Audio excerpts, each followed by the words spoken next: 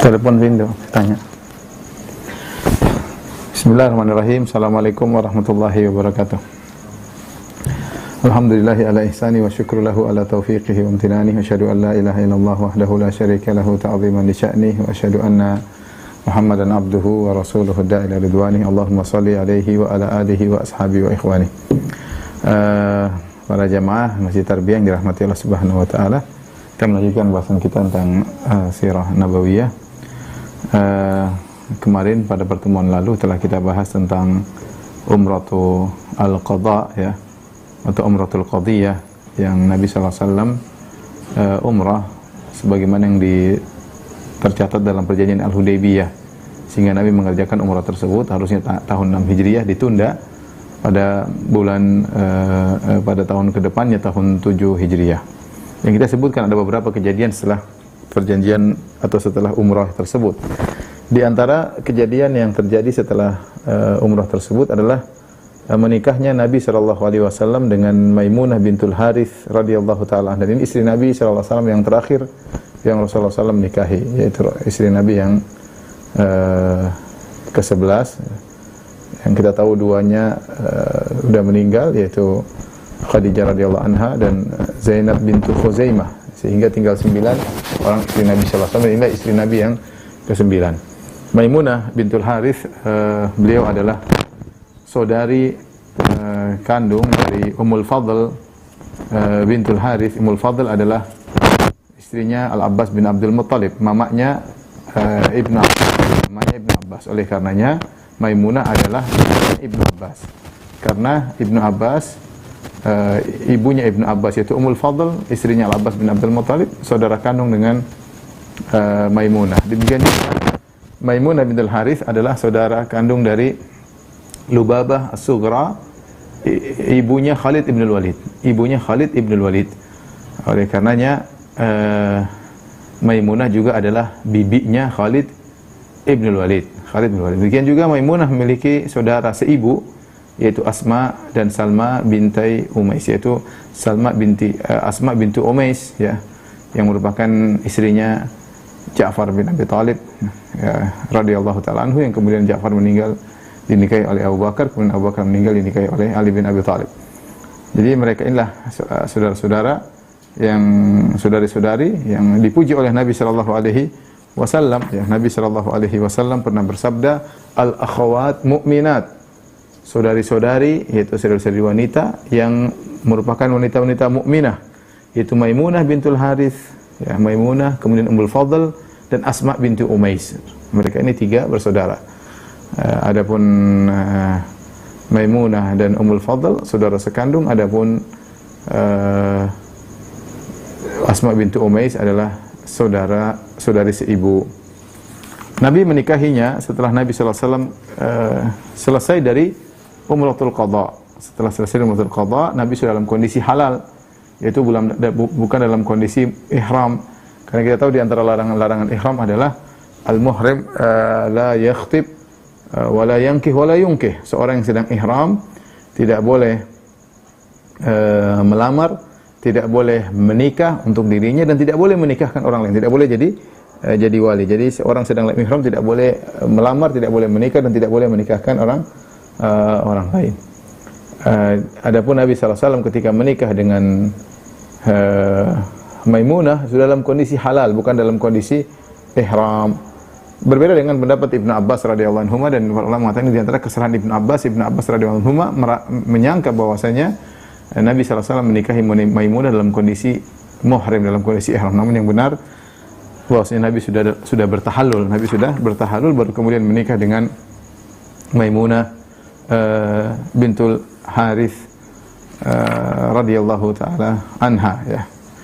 Maimunah di zaman jahiliyah dahulu menikah dengan seorang bernama Urwah bin Mas'ud Ats-Tsaqafi, yang dia orang terkenal ya, dan juga akhirnya masuk Islam ya. Urwah bin Mas'ud Ats-Tsaqafi orang hebat ya, tapi kemudian diceraikan ketika di zaman jahiliyah.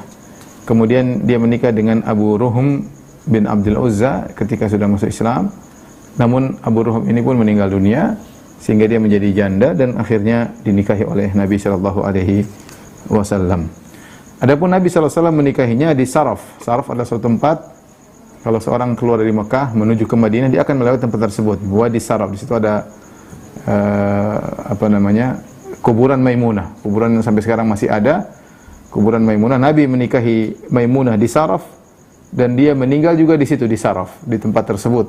Ya, dari jalan Mekah menuju kota Madinah tidak begitu jauh, beberapa mil, melewati tempat yang namanya Saraf. Disitulah ada lokasi kuburannya Maimunah. Disitulah Maimunah dulu dinikahi oleh Nabi sallallahu alaihi wasallam. Disitulah kuburan Maimunah radhiyallahu taala anha.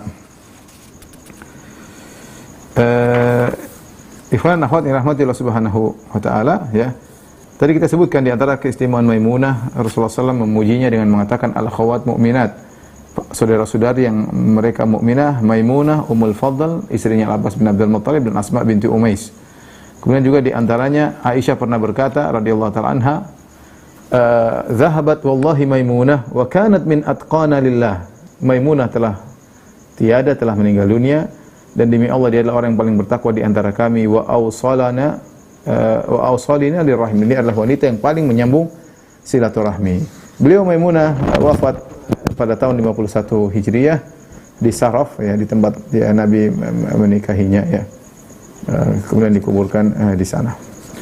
Ini di antara kejadian setelah Nabi meninggalkan kota Mekah dari Umratul Qadha. Di antara kejadian di awal tahun 8 Hijriah, ya, adalah wafatnya Zainab bintu Rasulullah sallallahu alaihi wasallam, ya. Zainab bintu Rasulullah sallallahu alaihi wasallam, ya.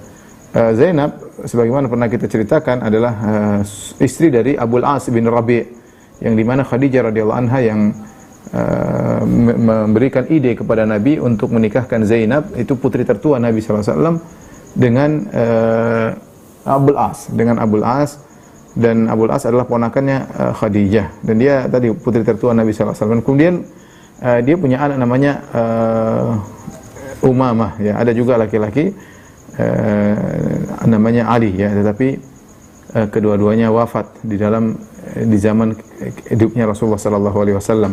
Umamah bintu Abil As, putrinya Zainab yang merupakan cucu Nabi sallallahu alaihi wasallam, yang dalam hadis disebutkan Nabi sallallahu alaihi wasallam kana yusalli wa huwa hamilu Umamah. Rasulullah sallallahu alaihi wasallam salat sambil menggendong Umamah.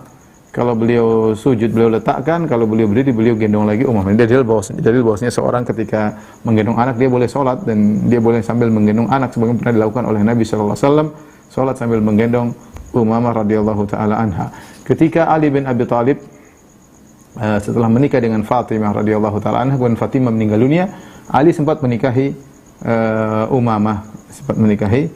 Umamah putrinya Zainab, ya.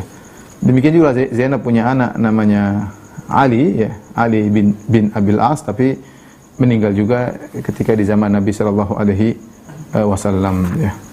Dan Nabi sallallahu alaihi wasallam ketika Zainab dimandikan mayatnya, maka Rasulullah SAW berkata, iksilnaha witran thalathan aw khamsan. Itu yang para ibu-ibu yang menangani pemandian jenazah Zainab, kata Nabi, mandikanlah secara witir bilangan mandinya, 3 atau 5. Ya, wa ja'alna fil khamisah kafuran, dan mandian kelima dikasih kafur, ya.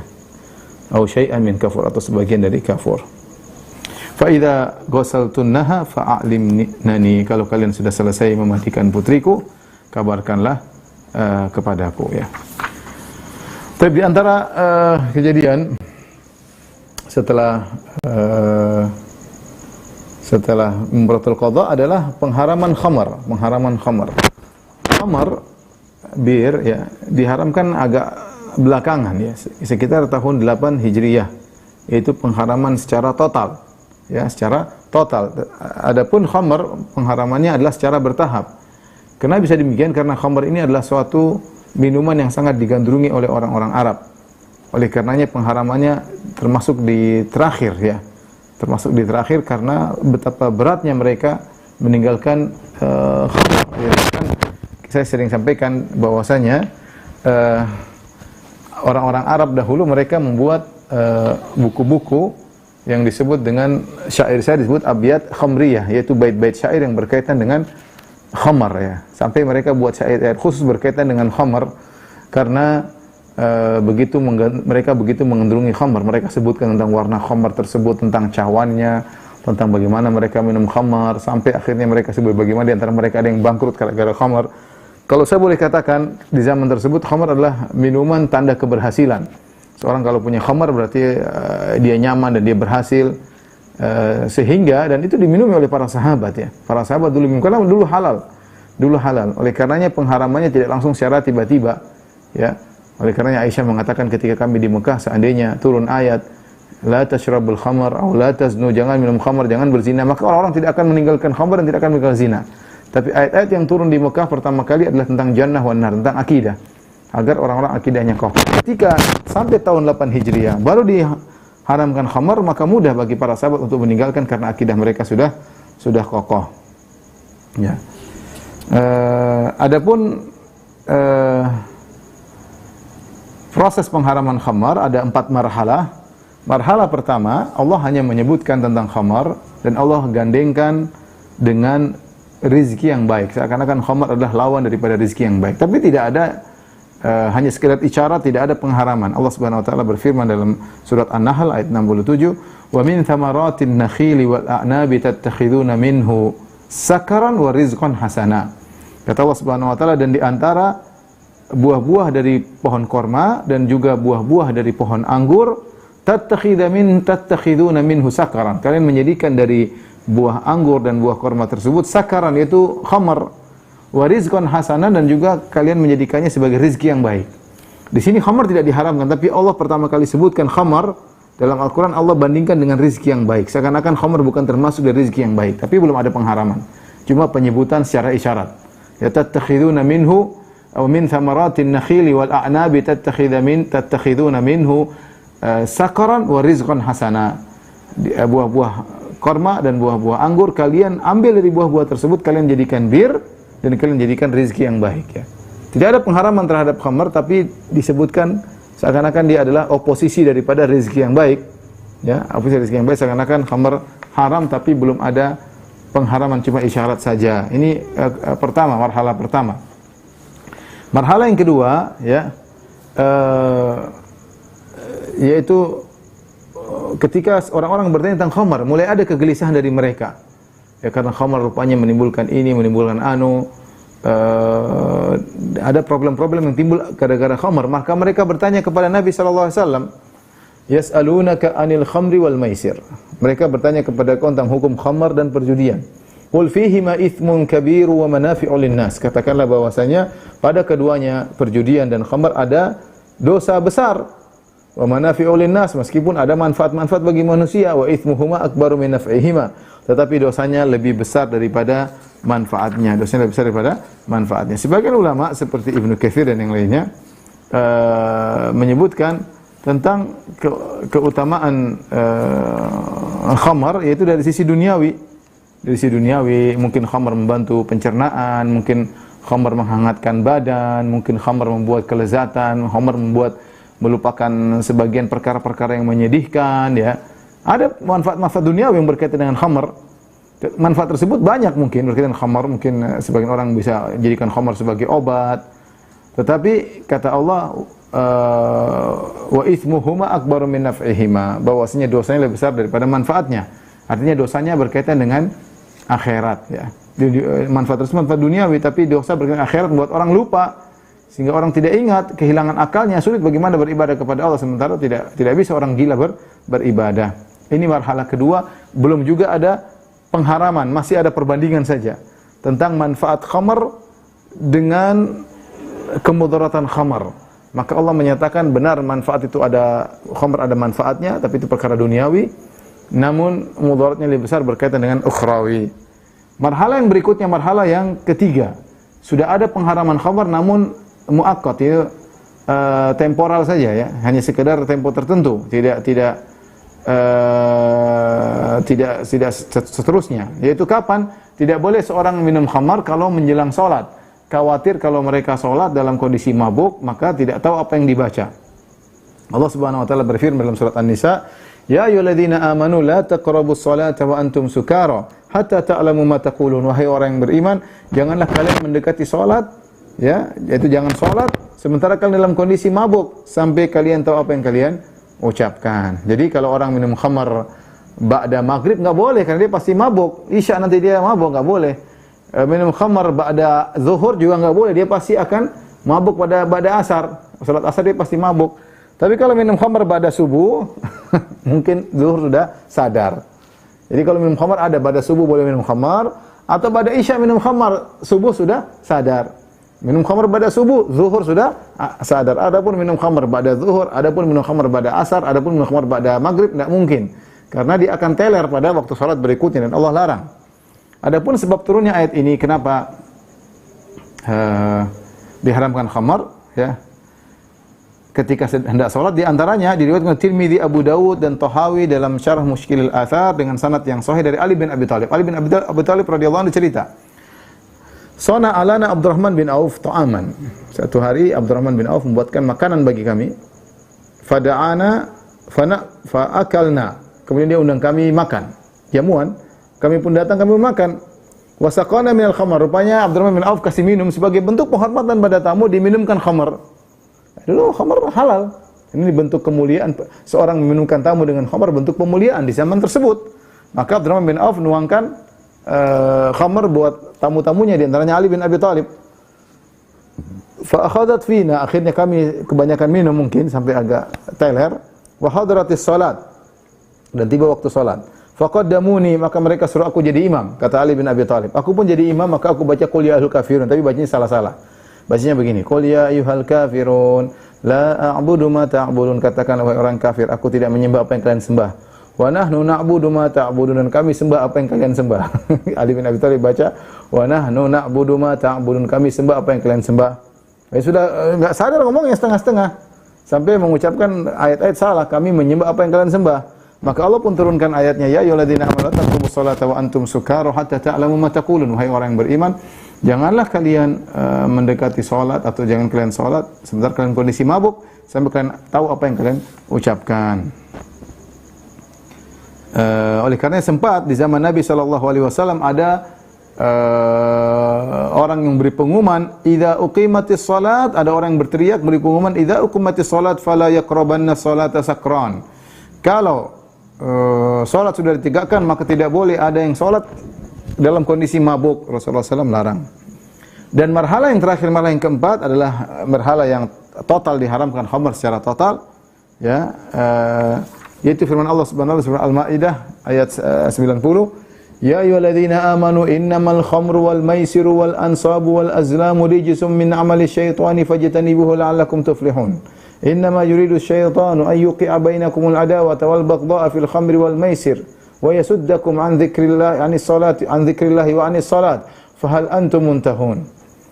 Ya, kata Allah Subhanahu wa taala, wahai orang yang beriman, sungguhnya bir, perjudian, berhala-berhala dan azlam untuk mengundi nasib, rijsun min amali syaitan, adalah najis dari perbuatan syaitan. Fajtanibu la'allakum tuflihun, tinggalkan itu semua kalian beruntung. Ketika turun ayat ini, para sahabat langsung buang khamar dari mereka. Ada yang dari mulutnya dia tumpahkan, ada yang mau dituangkan, dibuang semuanya, bahkan ditumpahkan di jalan-jalan. Karena Allah mengatakan fajtanibuhu, jauhilah diri kalian daripada khamar, ya, daripada disuruh menjauhi khamar. Dan para sahabat segera menjalankan perintah Nabi sallallahu alaihi wasallam. Di antara yang diriwayatkan oleh Syaikhan, yaitu dari Bukhari dan Muslim dalam sahih mereka dari Anas bin Malik radhiyallahu anhu. Kata Anas, kuntu saqil qaum yauma hurrimatil khamr. Anas, kita tahu Anas ibunya namanya Ummu Sulaim. Ummu Sulaim ketika ayahnya Anas meninggal, dia menikah dengan Abu Talha. Jadi Anas bapak angkatnya Abu Talha. Kebetulan ada tamu-tamu datang ke rumah Abu Talha, ke rumah bapak angkatnya. Dan Anas bin Malik masih kecil dan dia adalah pelayan yang menuangkan khamar kepada tamu-tamu. Kita katakan tadi khamar adalah minuman yang untuk dihidangkan untuk memuliakan tamu. Ada tamu datang kasih khamar, berarti kita memuliakan tamu. Maka aku bagian menuangkan khamar kepada tamu-tamu pada waktu itu. Wa kana Abu Talha qad ijtama'a ilaihi ba'dhu ashabi. Abu Talha waktu lagi kumpul sama teman-temannya. Putus suaranya.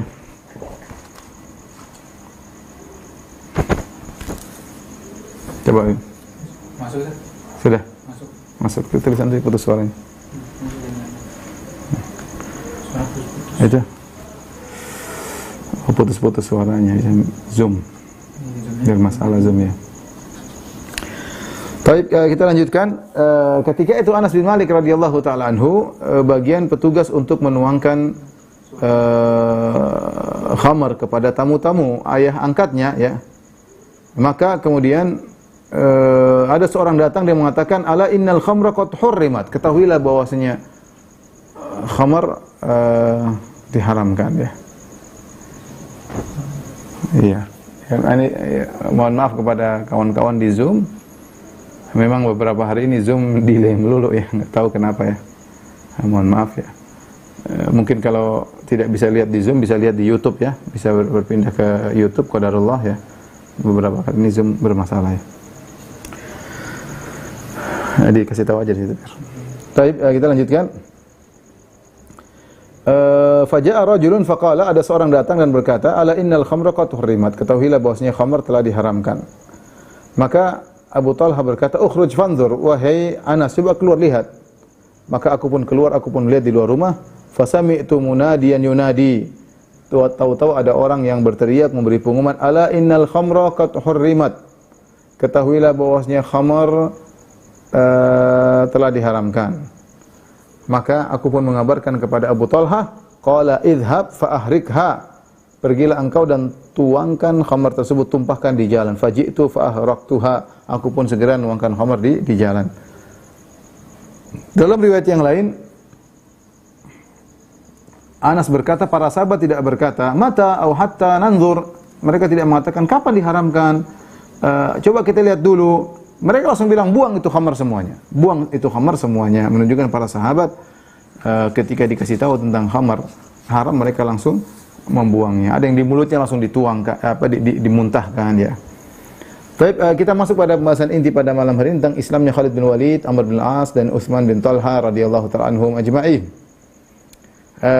Di bulan Safar tahun 8 Hijriah, datanglah Khalid bin Walid dan Amr bin Al-As dan Utsman bin Talha ke kota Madinah. Tiga orang tokoh besar ini ingin apa? Ingin masuk Islam. Tatkala Nabi SAW melihat mereka datang ke kota Madinah untuk masuk Islam, Nabi berkata kepada para sahabat yang hadir, "Ramatkum Makkatu bi afladhi akbadiha." Sungguhnya Mekah telah mendatangkan kepada kalian intisari dari kota Mekah. Ini orang-orang terbaik di kota Mekah. Anak-anak muda yang hebat, orang terbaik. Khalid bin Walid, Amr bin Al-As dan Utsman bin Talha radhiyallahu ta'ala anhum ajma'in. Akhirnya mereka masuk Islam. Baik, bagaimana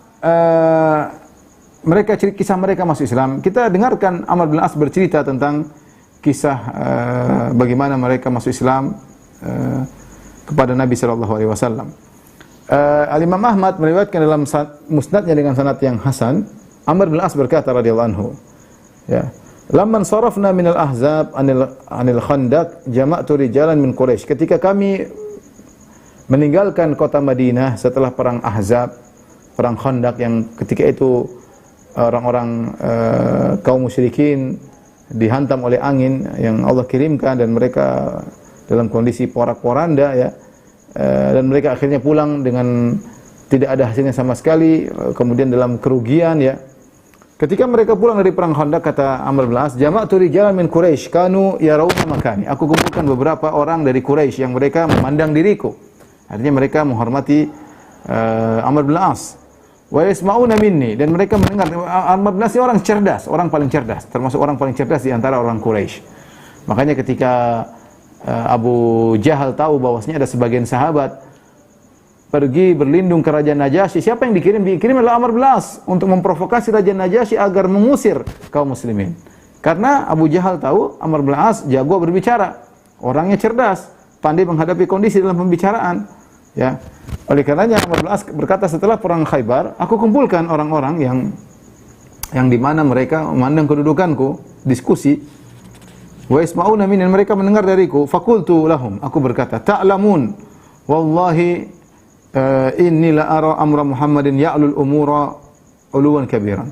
Kita sudah sama-sama tahu Demi Allah, kata Amr bin As, dia masih musyrik, dia berkata kepada teman-temannya, lihatlah perkara Muhammad telah mengungguli segala perkara dengan pengunggulan yang tinggi. Itu sudah Muhammad semakin maju, semakin hebat, pengikutnya semakin banyak.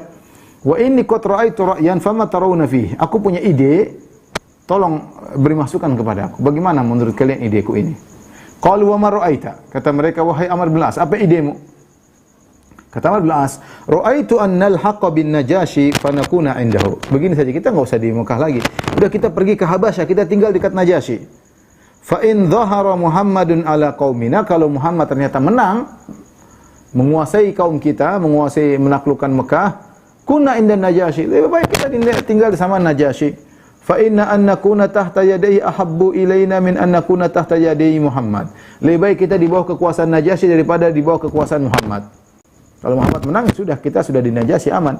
Wa in dhahara qaumuna fa nahnu man qad arafu. Kalau ternyata Muhammad perang sama kaum kita Quraisy dan Muhammad kalah, falan ya'tiyana minhum illa khairan. Jadi kita tinggal pulang aja dan kita tahu kaum kita tidak akan berikan keburukan bagi kita, mereka akan berikan kebaikan bagi kita. Sudah, ini idenya Amr bin As. Kita sama-sama pergi ke Najasyi, nunggu apa yang terjadi berikutnya kepada Muhammad dan orang Quraisy.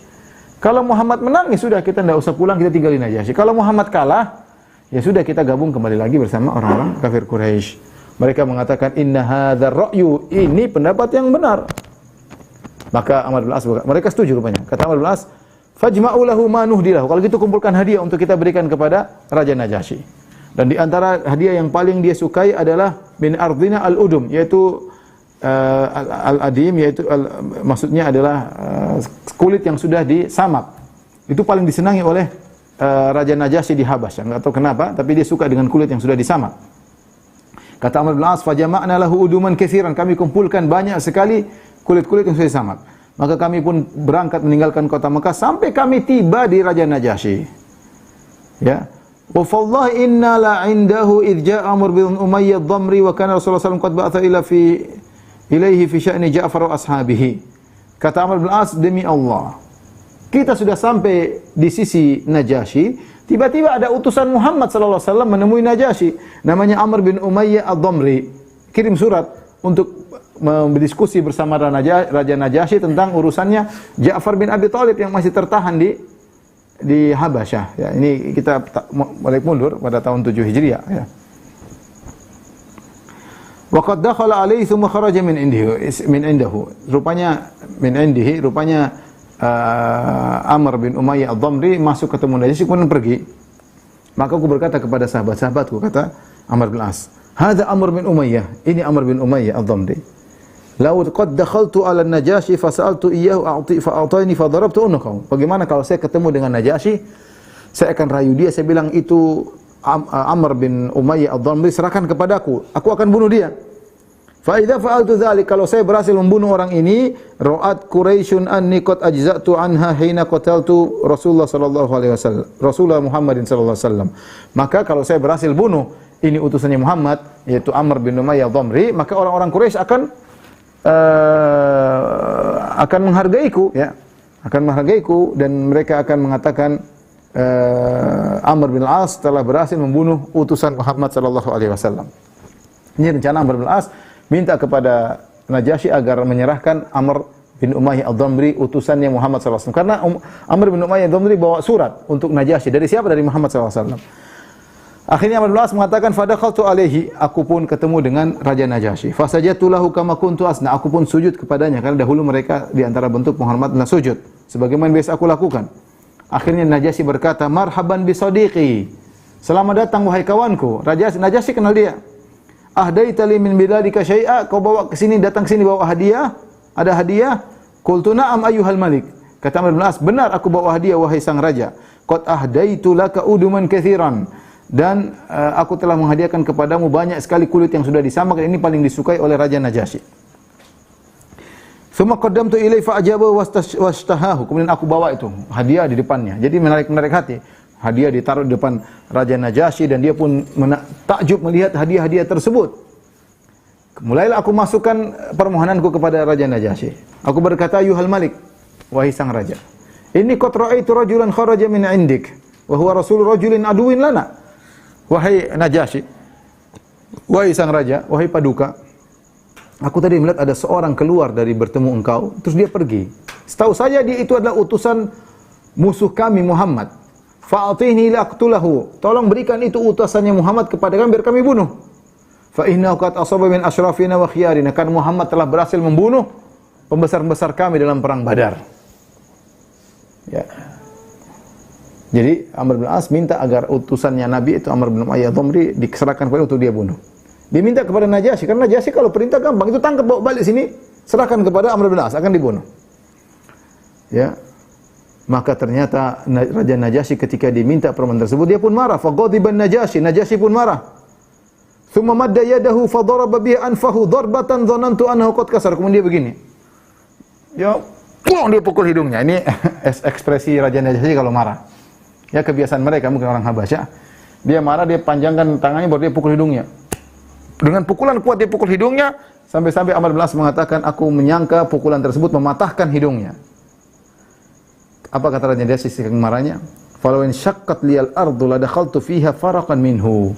Kau bilang ingin aku serahkan utusannya Muhammad untuk kau bunuh, seandainya bumi ini terbelah, aku akan masuk ke dalamnya karena takut dengan permintaanmu. Raja Najasyi serius sampai dia pukul hidungnya, dia berkata, kalau bumi terbelah depan saya segera masuk. Saya takut permintaanmu tersebut mengerikan. Maka aku heran, kata Amr bin As, Ayuhal Malik, wallahi law dhanantu annaka takrahu hadha ma sa'altukahu. Demi Allah, wahai sang raja, kalau saya tahu kau tidak suka aku mohon permohonan ini untuk menyerahkan utusan Muhammad untuk aku bunuh, kau tidak suka, tentu aku tidak akan mohon kepadamu. Raja Najasyi berkata, Atas'aluni an u'tiyaka rasula rajulin ya'tihin namusul akbar. Apakah kau minta kepadaku untuk menyerahkan kepadamu utusannya seorang lelaki yang telah didatangi oleh Jibril? Alladzi kana ya'ti Musa litaqtulahu. Itu Muhammad pernah didatangi oleh Jibril, yang Jibril pernah datang kepada Musa. Terus kau minta utusan Muhammad untuk kau bunuh dia? Artinya ini enggak benar, ini Amr benar-benar marah. Najasyi. Gimana kau mau bunuh utusan Muhammad? Muhammad itu didatangi oleh Jibril. Sebagaimana Jibril pernah datang kepada Nabi Musa. Faqala Amr bin As kaget mendengar pertanyaan Najasyi. Ayyuhal Malik, akadzaka huwa? Wahai raja, benarkah Muhammad begitu? Qala waihaka ya Amr, celaka engkau ya Amr bin As. Ati'ni watba'hu, sudah kau turut saja sama saya dan ikuti dia. Taat kepada aku, ikuti dia, ikut Muhammad. Fa innahu wallahi la 'alal haqq, ketahuilah wahai Amr bin As, sungguhnya Muhammad itu di atas kebenaran. Wala yadhharanna man 'ala man khalafahu, dan dia akan unggul kepada dari mengalahkan orang-orang yang menyelisihinya. Kama dhahara Musa ala Fir'auna wa junudi, sebagaimana Musa berhasil unggul mengalahkan Fir'aun dan bala tentaranya. Amr berkata, fa bayyini lahu alal Islam. Kalau gitu baiatkanlah kepada diriku ya di atas Islam. Qala na'am. Fa basata yadahu fa bayatuhu alal Islam. Thumma kharajtu ila ashabi. Itu Amr bin As bersama Najasyi saja. Maka Najasyi pun membentangkan tangannya, kata Amr, saya masuk Islam. Dia masuk Islam lewat Najasyi. Thumma kharajtu ila ashabi, kemudian aku pun keluar ketemu dengan teman-temanku. Wa qad hala ra'yi amma kana alaihi wa katamtu ashabi islami. Ya, maka berubah pendapatku ya, dan aku sembunyikan Islamku kepada teman-temanku. Kemudian aku segera pergi pulang meninggalkan negeri Habasyah, dan aku segera pergi menuju Rasulullah sallallahu alaihi wasallam untuk masuk Islam. Ketika aku berjalan menuju Madinah untuk masuk Islam, aku bertemu dengan Khalid bin Walid. Dan itu terjadi sebelum menjelang Fatu Makkah tahun 8 Hijriah. Sementara Nabi sedang ingin berjalan menuju ke kota Makkah. Faqultu aina ya Aba Sulaiman? Hendak kemana kau pergi wahai Abu Sulaiman, wahai Khalid bin Walid? Wallahi laqad istaqamal min samu, ya. Kata Khalid bin Walid, perkaranya sudah jelas. Wa innar rajula la nabi, in laki-laki ini Muhammad benar-benar nabi. Adhabu wallahi uslim, aku ingin pergi menemui laki-laki ini untuk masuk Islam. Fahatta mata, sampai kapan kita begini terus wahai Amr bin As? Amr bin As akhirnya buka kartu, dia berkata, wallahi ma ji'tu ila li Islam, aku pergi menuju dia untuk masuk Islam. Maka kami pun berjalan bersama, aku dan Amr bin As dan Khalid bin Walid. Ya, kami kemudian menemui Nabi sallallahu alaihi wasallam dan kami membaiat Nabi sallallahu alaihi wasallam. Faqultu, Amr bin As berkata, ya Rasulullah, Inni ubayyuka ala an taghfira lima taqaddama min dhanbi. Ya Rasulullah, aku punya syarat. Aku baiat engkau dengan syarat engkau ampuni dosa-dosaku yang telah lalu.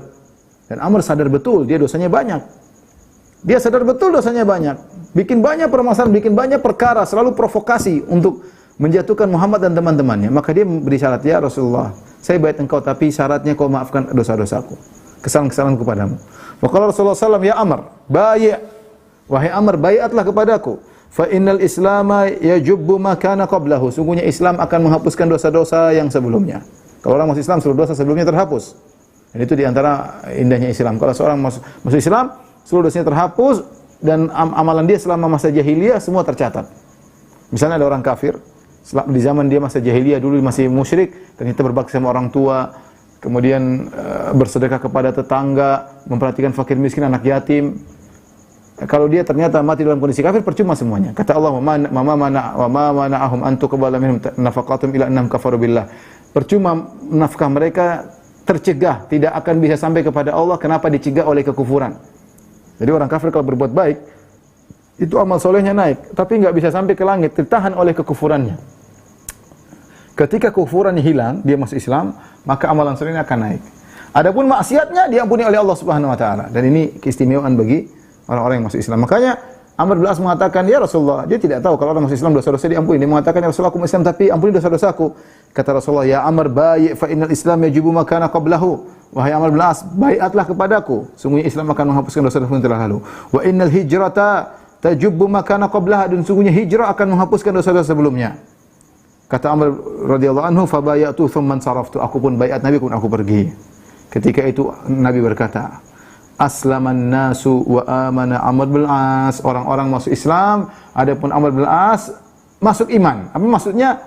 Nabi kata sebagian ulama bahwasanya banyak orang ketika setelah Fatu Makkah banyak orang masuk Islam awalnya karena ketakutan. Amr bin As dia masuk Islam bukan karena ketakutan, memang dia ingin masuk Islam. Setelah dia kaget pembicaraan Najasyi, kemudian dia merenungkan apa yang dia renungkan, dia masuk Islam dengan sendirinya, bukan karena takut, bukan karena apa, tapi dia masuk Islam karena memang dia ingin masuk Islam. Di situ maka Nabi mengatakan aslaman nas wa amana Amr bin As. Kita tahu Islam dan iman lebih tinggi iman. Kata Nabi, orang-orang masuk Islam, Amr masuk iman. Itu Amr lebih hebat daripada manusia pada umumnya. Lihatlah bagaimana perkataan Amr bin As dalam Sahih Muslim. Perhatikan ya. Qala ma kana ahadun ahabba ilayya min Rasulillah. Tidak ada seorang pun yang lebih aku cintai daripada Rasulullah.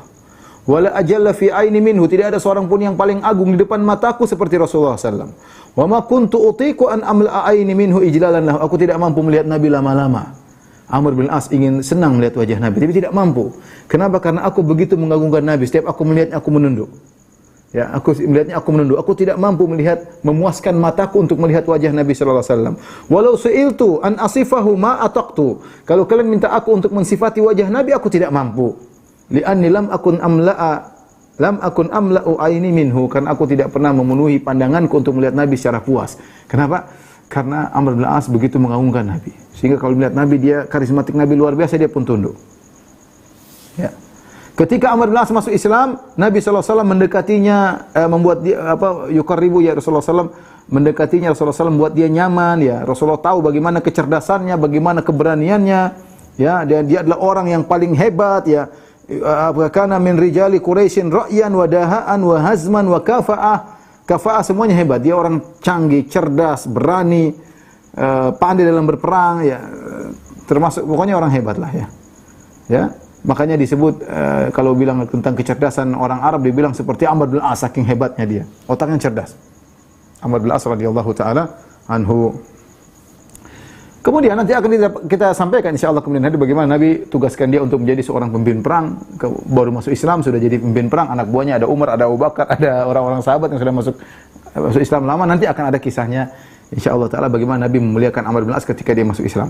Bagaimana wafatnya Amr bin As radhiyallahu anhu? Amr bin As wafat pada tahun 43 Hijriah dan umurnya ketika itu 80 sekian tahun. Ya, belum sampai 90 ya. Dan dia meninggalkan harta yang banyak, budak-budak dan rumah-rumah yang banyak. Imam Muslim meriwayatkan dari Ibnu Shumasah Al-Mahri, dia berkata, "Hadarna Amr bin As wa huwa fi siyaqihi siyaqatil maut. Kami mendatangi menjenguk Amr bin As ketika itu dia akan meninggal dunia. Fabaka tawilan, dan dia pun menangis dalam tangisan yang lama.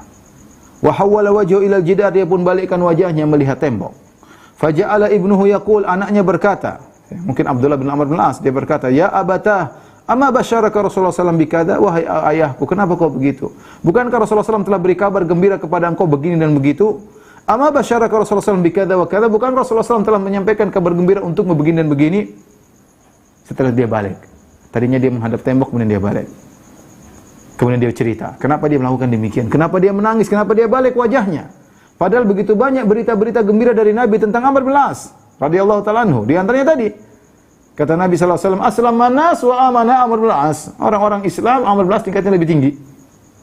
Maka dia pun balik dari menatap tembok dan dia berkata, "Inna afdhala ma nu'iddu syahadata alla ilaha illallah." Perkara yang paling terbaik yang kita siapkan bertemu Allah adalah syahadat la ilaha illallah wa anna Muhammadar Rasulullah. Ini syahadatan yang paling kita harapkan ketika bertemu dengan Allah Subhanahu wa taala. Kemudian dia cerita, "Inni kuntu ala atbaqin thalath." Aku dahulu memiliki 3 kondisi.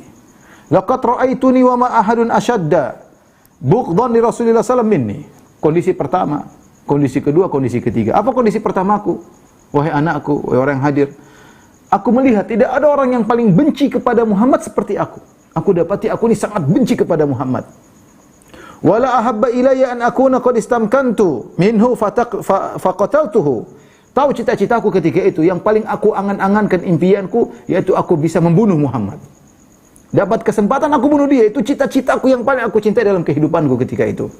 Falau mittu ala tilkal hal lakuntu min ahlin nar. Seandainya ketika itu aku mati, jelas aku penghuni neraka jahanam. Ini kondisi pertama. Falamma ja'alallahu al-islam fi qalbi, ketika Allah memasukkan Islam dalam hatiku. Ataitu Nabi sallallahu alaihi wasallam, aku datang kepada Nabi, faqultu, aku berkata, "Ubsut yaminaka fala ubayi'uka."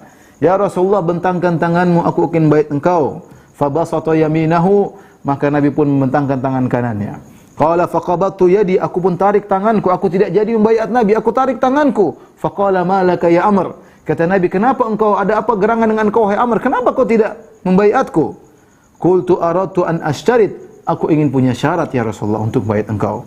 Tashtarit bimadza, kata Nabi, apa syaratmu? Kata dia, an yughfara li, aku ingin dosa-dosaku diampuni. Saya katakan tadi, Amr bin As tahu diri dia benar-benar banyak kesalahan terhadap Nabi SAW, terhadap kaum muslimin, bahkan cita-citanya membunuh Nabi. Itu yang paling dia cintai dalam kehidupannya, bisa bunuh Muhammad SAW. Maka Nabi mengatakan, "Ama alimta annal Islam yahdimu ma kana qablahu." Wahai Amr, tidakkah kau tahu Islam menghapuskan dosa-dosa yang telah lalu? Wa annal hijrata tahdimu ma kana qablah. Tidak kau tahu orang berhijrah dari Mekah Madinah akan menghapuskan dosa-dosa sebelumnya. Wa annal hajja yahdimu ma kana qablahu. Tidak kau tahu bahwasanya haji menghapuskan dosa-dosa yang telah lalu. Ya, inilah dalil kata para ulama bahwasanya haji sebenarnya dirajikan oleh sebagian ulama bahwasanya haji bukan hanya menghapuskan dosa-dosa kecil, untuk haji spesial menghapuskan dosa-dosa besar seluruhnya.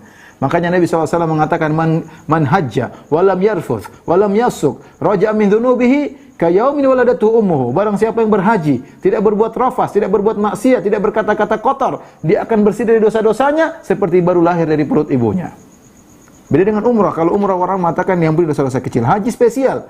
Oleh karenanya Nabi SAW menggandengkan haji dengan hijrah dan Islam. Kata Nabi, "Ama alimta ya Amr annal islama yahdimu ma kana qablahu." Tidak kau tahu Islam, orang masuk Islam semua dosanya telah hilang. Orang berhijrah dosanya telah hilang.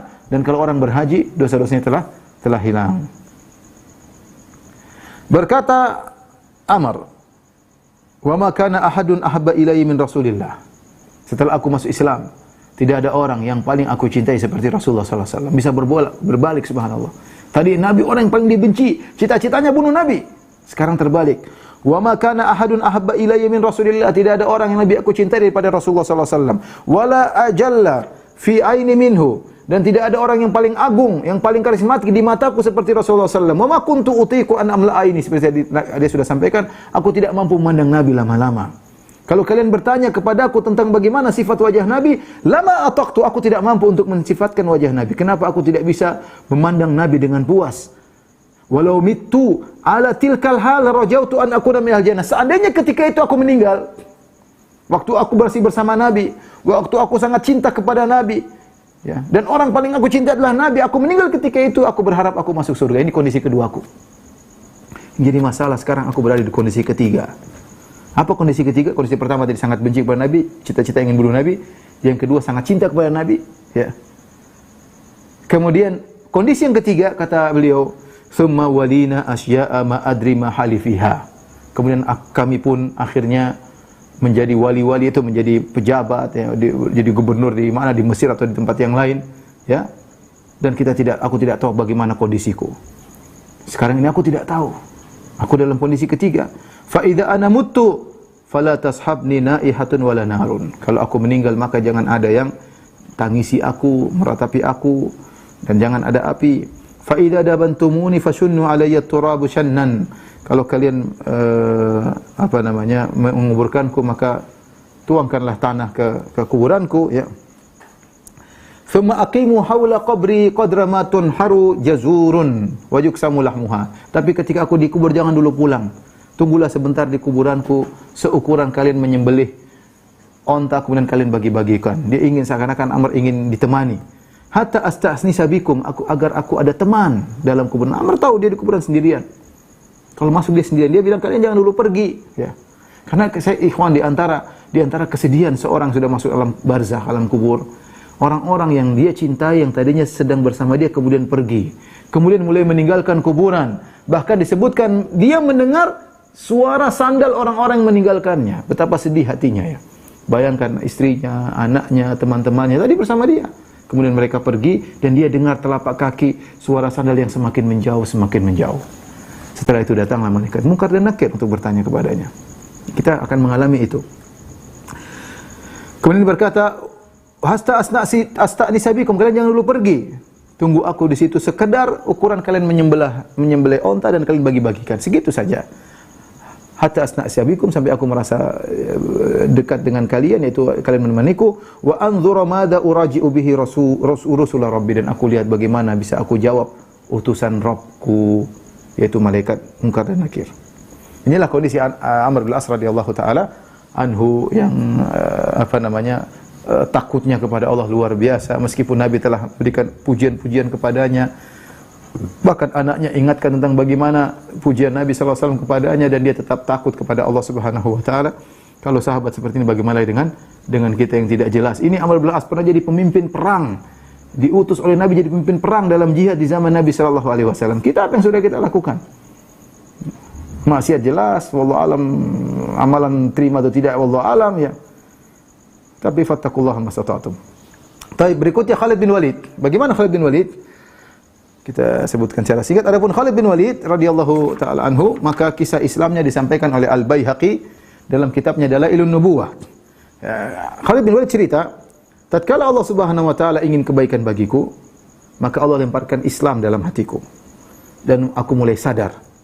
Aku berkata, syahidtu hadhil mawatin kulluha ala Muhammad. Aku ikuti banyak peperangan, semuanya nyerang Muhammad Rasulullah sallallahu alaihi wasallam. Falaisa mautinun asyhadu illa ansarifu. Tidak ada satu perang pun yang aku lewati ketika aku melawan Muhammad dalam perang Uhud, dalam perang-perang Khandaq, perang yang lainnya. Ketika aku meninggalkan Rasulullah, wa ana ara fi nafsi anni mawdhi'un fi ghairi syai'in. Aku lihat aku ini hanya kerja sia-sia saja. Perang Uhud sia-sia, perang Khandaq sia-sia, semuanya perang melawan Muhammad. Wa anna Muhammad sallallahu alaihi wasallam sayadhar, dan aku lihat Rasulullah akan menang, akan unggul. Ketika Rasulullah SAW pergi ke Al-Hudaybiyah, sebagaimana pernah kita sampaikan, Rasulullah SAW pergi ke Hudaybiyah tahun 6 Hijriah. Maka aku keluar menjadi pemimpin pasukan berkuda orang-orang musyrikin. Maka aku menemui Muhammad dan teman-temannya di Usfan. Maka aku pun berdiri di hadapannya. Aku ingin mengganggunya. Fa shalla bi ashabihi dhuhr amamana. Maka Rasulullah pun salat zuhur di depan kami. Ya. Ketika itu Rasulullah SAW belum salat khauf, salat biasa. Salat biasa, Allahu Akbar, ruku bareng-bareng, sujud bareng. Khalid bin Walid lihat Rasulullah salat zuhur biasa. Kami ingin menyerang. Ya. Tsumma lam yu'zam lana, tapi tidak jadi, kata Khalid bin Walid. Kalau menyerang gampang, sahabat lagi salat, Nabi lagi salat, dan salatnya bareng-bareng, bukan salat khauf. Salat khauf kan maksudnya pasukan jadi dua, sebagian salat, sebagian nunggu. Ya, nanti di atas bagaimana pernah kita ceritakan. Rupanya waktu itu Rasulullah salat biasa. Kesempatan bagi Khalid bin Walid untuk membunuh Nabi dan para sahabatnya ketika itu. Wa kanat fi khirah. Ternyata kami enggak jadi menyerang, dan itu ternyata yang terbaik. Fa utli'a ala ma fi anfusina minal humum. Ya, fa shalla bi, maka kegelisahan menimpaku. Kemudian Rasulullah SAW salat asar, waktu salat asar. Ini saatnya kita serang. Tadi kesempatan sudah lewat, sekarang saatnya kita serang. Tiba-tiba Rasulullah SAW salatnya dirubah, cara salat khauf. Fa waqa'a dzalika minni mauqi'an. Aku heran, ini orang kenapa dirubah tata cara salatnya? Padahal saatnya sekarang saya menyerang, dia malah rubah salat, tata cara salatnya. Faqultu ar-rajulu mamnu. Aku berkata, ini orang terjaga, Allah jaga dia. Buktinya tadi waktu pertama dia salat biasa, aku tidak jadi menyerang. Ketika sekarang aku menyerang, ternyata salatnya salat khauf sehingga susah untuk diserang. Faftaraqna, maka kami pun terpisah. Wa akhadtu dzatal yamin, dan aku pun pergi ke arah kanan. Akhirnya ketika Rasulullah SAW buat perjanjian Hudaybiyah dengan orang Quraisy, aku berkata, ayu syai'in baqi, ya, apalagi yang tersisa? Ainal madhab ila Najasyi, gimana mau pergi ke Najasyi sementara Najasyi sudah menjadi pengikut Muhammad? Saya mau kemana lagi? Ya. Dan sahabat-sahabat Muhammad tinggal di Najasyi dalam kondisi aman. Apakah aku harus pergi ke Heraklius untuk jadi Nasrani? Aku keluar dari agamaku kemudian menjadi Nasrani atau menjadi Yahudi? Maka aku tinggal bersama orang-orang ajam, ya. Dan itu adalah celah bagiku. Masa aku tinggalkan Arab kemudian tinggal sama orang ajam? Atau aku tinggal di kota Mekah bersama orang-orang yang masih belum masuk Islam? Khalid berpikir, kemana ini coba?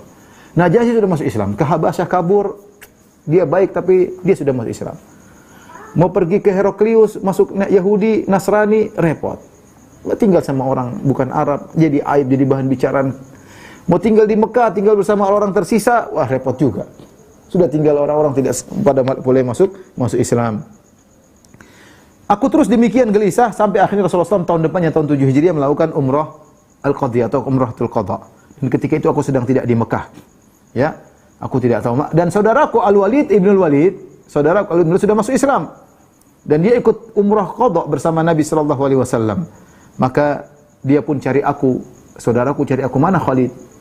Dan dia tidak mendapatiku. Akhirnya dia tulis suatu surat kepadaku. Apa isinya? Bismillahirrahmanirrahim. Saudaranya Walid bin Walid kirim surat kepada Khalid bin Walid.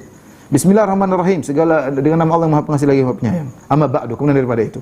Fa inni lam ara a'jaba min dhahabi ra'yika 'anil Islam wa aqluka aqlaq. Tidak ada perkara yang lebih menakjubkan dariku, bagaimana kau tidak bisa melihat Islam, bagaimana akalmu menahanmu. Harusnya kau tahu Islam itu yang terbaik. Mithlu Islam ya jahalu ahad. Indahnya Islam ini ada yang tidak tahu. Semua orang tahu, apalagi seperti engkau, wahai Khalid. Cerdas engkau, kau masa tidak mengerti tentang Islam. Rasulullah SAW telah bertanya kepadaku tentang dirimu. Lihat, adiknya atau kakaknya tulis dengan indah. Rasulullah bertanya kepadaku tentang kamu. Faqala aina Khalid? Rasulullah bertanya, mana Khalid? Faqultu ya'tillahu bihi. Aku berkata, ya Rasulullah, Allah akan datangkan dia masuk Islam untukmu. Faqala ma mithluhu yajhalul Islam. Orang seperti dia tidak mungkin enggak ngerti tentang Islam. Walau kana ja'ala nikayatu wa jiddahu al-muslimin 'alal musyrikin kana khairan lahu. Seandainya dia masuk Islam dan dia menjadikan kepiawaian dia dalam bertempur untuk membela Islam lawan musyrikin. Nabi sebutkan kehebatannya, Nabi sebut namanya, Nabi sebut kehebatannya, Nabi berharap dia masuk Islam. Isyarat Nabi akan menjadikan dia sebagai seorang pemimpin. Maka Al-Walid saudaranya nulis ini kepada Khalid bin Walid. Wala qaddamnahu ala ghairi, kalau dia masuk Islam, kami akan mendahulukan dia daripada yang lainnya. Kemudian setelah dia menukil perkataan Nabi, kata saudaranya Al-Walid, fastadrik ya akhi ma qad fataka. Ayo ya saudaraku, ya, perbaiki apa yang telah lewat darimu. Wa qad fatatka mawatinu salihah. Sungguh kau telah luput dari kondisi-kondisi yang luar biasa, yaitu perang dan yang lainnya. Karena Allah kan luar biasa. Maka Khalid berkata, ketika datang tulisan saudaraku tersebut, aku semangat untuk keluar dan aku semakin semangat untuk masuk Islam. Ya, aku semakin semangat untuk masuk Islam. Kemudian dia berkata, ya, ketika aku semangat, aku berjalan menuju kota Madinah. Ya, aku bertanya, man usahibu ila Muhammad? Siapa yang menjadi temanku untuk pergi masuk Islam ke Muhammad? Aku ketemu dengan Sofwan bin Umayyah. Siapa Sofwan bin Umayyah? Sofwan bin Umayyah adalah anaknya Umayyah bin Khalaf, majikannya Bilal yang terbunuh ketika di perang Badar. Faqultu lahu, ya Aba Wahab, wahai Abu Wahbin, ama tara ma nahnu fihi wa qad dhahara Muhammad alal Arab wal Ajam? Tidakkah kau lihat kondisi kita sementara Muhammad sudah unggul Bagaimana kalau kita datang kepada Muhammad dan kita masuk Islam? Sungguhnya kemuliaan Muhammad adalah kemuliaan bagi kita. Kita sama-sama Quraisy. Kalau dia masuk Islam, kalau dia menang, kita juga mulia. Maka dia menolak. Sufyan bin Umayyah tidak masuk Islam. Nanti dia masuk Islam, tapi begitu dia menolak. Dia berkata, "Laulam yabqa ghairi mattaba'tuhu abadan." Kalau semua orang satu dunia sudah masuk Islam, tinggal saya yang belum, saya tidak akan ikut dia. Faftaraqna, kami pun terpisah. Aku berkata, ini laki-laki ini wajar bapaknya, saudaranya dibunuh dalam perang Badar, maka dia jengkel. Kemudian aku bertemu lagi dengan Ikrimah bin Abi Jahal, putranya Abu Jahal. Aku berkata kepada dia, kenapa, bagaimana kita masuk Islam aja? Sudah sekali lihat Muhammad sudah menang. Dan dia jawabannya sama dengan seperti jawabannya Safwan. Dia mengatakan, kalau semua orang sudah masuk Islam semuanya, tinggal saya sendiri, saya tidak akan masuk Islam. Tapi dia juga nanti masuk Islam. Aku pun keluar, akhirnya aku tak pergi. Aku siapkan kendaraan untuk tunggangan, kemudian aku ketemu dengan Utsman bin Talhah. Ternyata dia pun ingin masuk Islam. Ya. Nah, aku cerita tadi ketemu dengan Safwan bin Umayyah, ketemu Ikrimah bin Abi Jahal, mereka menolak. Adapun Utsman bin Talha dia mengatakan aku masuk Islam. Kemudian kami pun berjanji untuk berangkat bareng ketika besoknya ya, setelah sebelum kami bertemu di waktu sahur, kemudian kami berangkat ya, berangkat. Ketika yang berangkat menuju Madinah, kami ketemu dengan Amr bin As. Ternyata Amr bin As berkata, "Marhaban bil qaum." Selamat datang wahai kaum. Kemana kalian hendak pergi? Apa yang buat kalian pergi? Kami berkata, ma akhrajana illa dukhul fil Islam wa ittiba'u Muhammad. Kami tidak keluar kecuali untuk masuk Islam dan mengikuti Nabi Muhammad. Kata Amr, wa dzakal ladzi aqdamani. Itu juga yang buat aku pergi ke sana. Akhirnya kami pun jalan bertiga menuju kepada Nabi sallallahu alaihi wasallam, ya. Maka Rasulullah SAW dikabarkan tentang kedatangan kami, maka beliau pun sangat gembira. Maka dia pakai baju yang indah untuk menjamu kami. Falabis aku pun pakai baju yang indah. Kemudian amitu ila Rasulullah sallallahu alaihi wasallam falaqiyani akhi. Aku pun pakai baju yang bagus menuju Nabi sallallahu alaihi wasallam dan aku bertemu dengan saudaraku Walid bin Walid berkata, "Asri, segera menuju ke Rasulullah. Sungguhnya Rasulullah sallallahu telah dikabarkan tentangmu dan dia sangat bergembira dengan kedatanganmu dan dia sedang menantikan kalian." Maka kami pun segera berjalan, ya. Kemudian ketika kami berjalan menuju Nabi SAW lihat kami dari jauh, yabtasim, Rasulullah SAW tersenyum sampai kami datang menuju Nabi SAW. Hatta waqaftu alaihi, subhanallah. Dari jauh Nabi sudah senyum melihat mereka bertiga. Sampai aku pun berdiri depan Nabi SAW. Fasalamtu alaihi bin nubuwah. Aku mengatakan, assalamu alaika ayyuhan nabi. Baru pertama Khalid mengatakan ayyuhan nabi. Assalamu alaika ayyuhan nabi. Faradda alayya salam. Maka kemudian Rasulullah menjawab salam dengan wajah tersenyum. Aku berkata, inni asyhadu an la ilaha illallah wa annaka rasulullah. Aku bersaksi bahwasanya engkau adalah tidak sembahan yang berhak disembah kecuali engkau. Ya Allah, tidak ada yang berhak disembah, tidak ada Tuhan selain Allah yang berhak disembah kecuali Allah, dan engkau adalah utusan Allah, Rasulullah sallallahu alaihi wasallam. Kemudian Rasulullah berkata, alhamdulilladzi hadaka, segala puji bagi Allah telah beri petunjuk kepadamu. Qad kuntu aralaka aklan rajautu alla yuslimaka illa ila khair.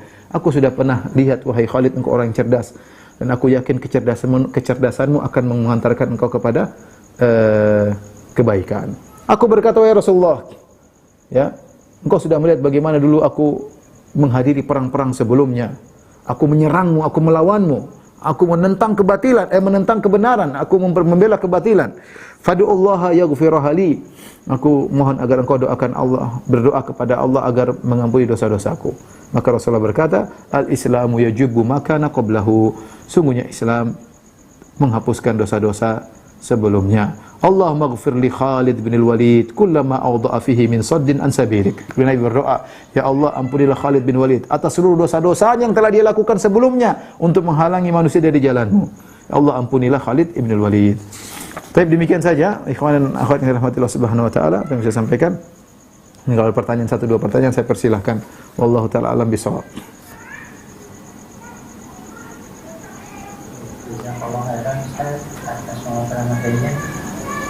Dua pertanyaan ya Ustaz. Ya, silakan.